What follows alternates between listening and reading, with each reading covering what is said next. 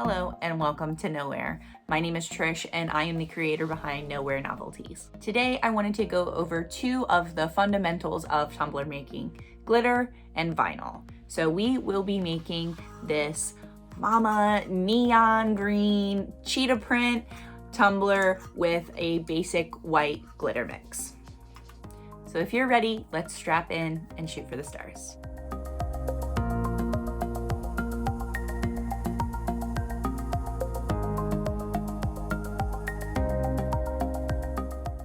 Okay guys, we are starting off with a mason jar style tumbler from Maker Flow Crafts. It is base painted with white Rustoleum spray paint.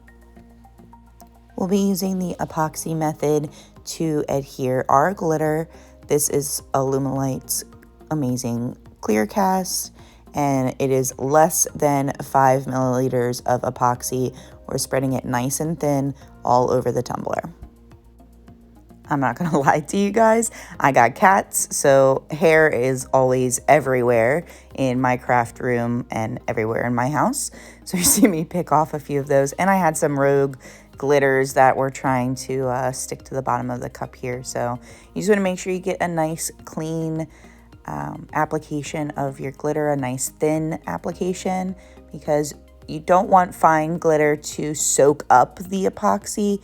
You just want that thin layer for everything to adhere.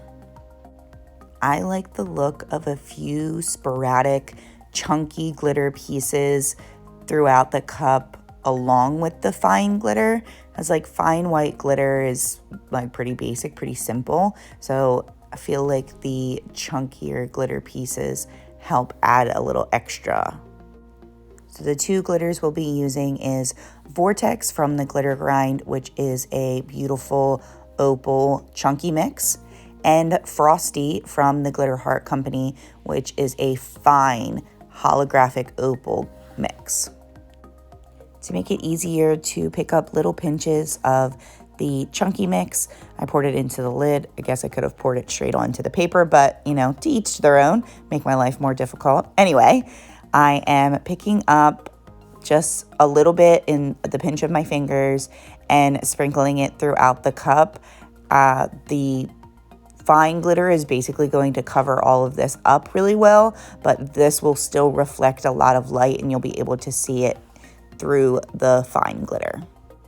Once I'm satisfied with the look of the chunkier glitter, I'm gonna go through with our Frosty from Glitter Heart Company and just completely saturate the entire cup. This is going to cover up all of that chunkier mix, but as you can see, as this is falling onto the cup, you can still see those big chunks reflecting the light, and I think it gives a really cool look to it. Now, because this mason jar style tumbler has a screw top lid, the next step I'm going to do is basically come in with acetone and clean up the screw top. I have the cotton pad folded over in half, and I'm dragging it right on the line at the bottom of the screw top. That's going to really clean up this edge and make it look really professional, and make sure that there's nothing in the way of the screw top going on. So this will get a few good coats of epoxy to make it nice and smooth, and then we will be ready for decals. Once your glitter is nice and smooth, you're ready to decal. This is sanded to make sure there's no lumps or bumps. The first part of the decal is nice and easy. It's just the square mama graphic. So I'll transfer this over, and I just want it nice and centered on the front face of the cup. And from there, we're going to outline it with the cheetah print and then wrap the whole cup in cheetah print. And guys, I don't use fancy like transfer tape. I use contact paper shelf liner from Target. It comes in a massive roll and it's cheap. It's like $3 for a roll. So it does sometimes give me problems when transferring the decal over, but I just take my time.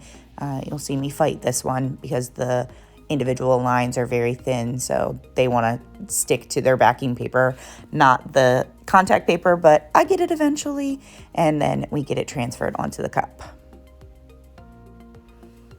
Next, we're going to be moving on to the cheetah spots. Initially, I am going to be hand placing them, but afterwards we're going to take them in much larger sections and place them. So here I am picking up specific spots to line the square of the decal, the initial decal. And I wanted this to look as organic as I could, but I knew it wasn't going to transfer directly from the sheet, which is why I decided to hand place them. I wanted the corners to kind of be lined with each spots, and then the larger spots to go around the edge of the square. And I think it looks really good hand placed this way. So this vinyl is from Teckwrap. It is actually reflective. I a second ago kind of shimmied the paper because I wanted to show off the reflection, and you couldn't really see it, but it's really cool in bright light with like a flashlight. It flashes like yellow and orange as well. I will admit that it doesn't have the same reflection properties once it's under epoxy. I was pretty disappointed in that actually, but it's a pretty awesome bright neon green color, which is what this customer wanted. Okay, so now our entire main decal is lined around with hand-placed spots.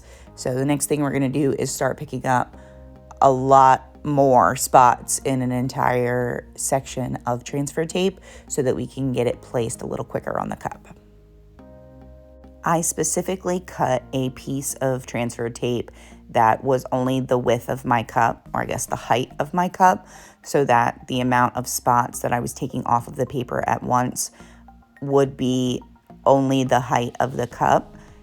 It does take a level of finesse placing these spots as they don't go exactly against the hand-placed spots that I started with. So you'll see once I get the spots off of the backing paper, which of course is fighting me, but it's okay.